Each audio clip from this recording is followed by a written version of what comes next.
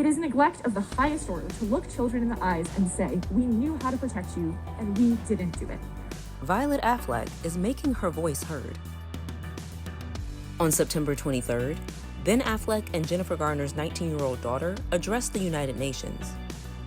In Violet's speech, she shared her belief that wearing face masks and increased air filtration are necessary to prevent the transmission of COVID-19 and the symptoms associated with long COVID. She also spoke out about her perspective that government leadership is, quote, downplaying and concealing the threat of the virus. And we are told by leaders across the board that we are the future. But when it comes to the ongoing pandemic, our present is being stolen right in front of our eyes. For adults, the relentless beat of back to normal, ignoring, downplaying, and concealing both the prevalence of airborne transmission and the threat of long COVID, manifested in a series of choices. Young people lacked both real choice in the matter and information about what was being chosen for us. Violet, who's a freshman at Yale University, also briefly shared what doctors have learned in the past 5 years about how long COVID affects the human body. Here's what we know about SARS-CoV-2. It is airborne, floating and lingering in the air.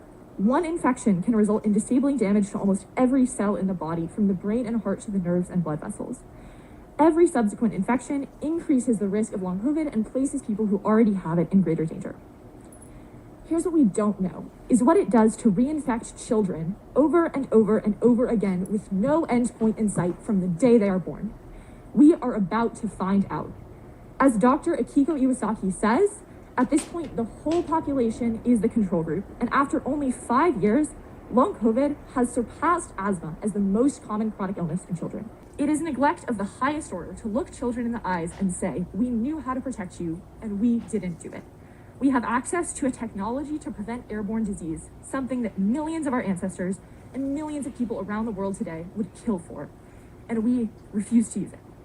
Violet concluded her address with a call to action and a reminder that the movement to ban smoking in public during the late 90s and early 2000s is an example of how communities can champion cleaner air again.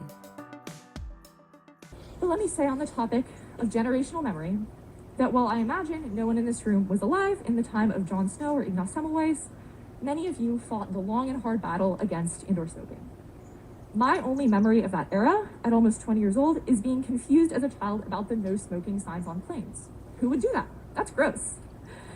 My hope for this event and my belief in this community rest on the belief that we can and we must do that again.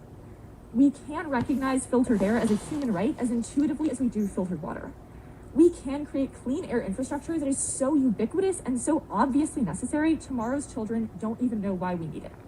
This is not the first time Violet has spoken passionately about her beliefs. The college freshman also published a research paper in Yale's Global Health Review back in May.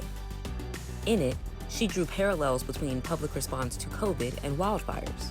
She wrote, quote, "Our bewildered response to crises like the LA fires tells us we may still be accustomed to addressing the climate crisis like the COVID-19 pandemic, as a question of how fast we can get back around to pretending like the problem is gone."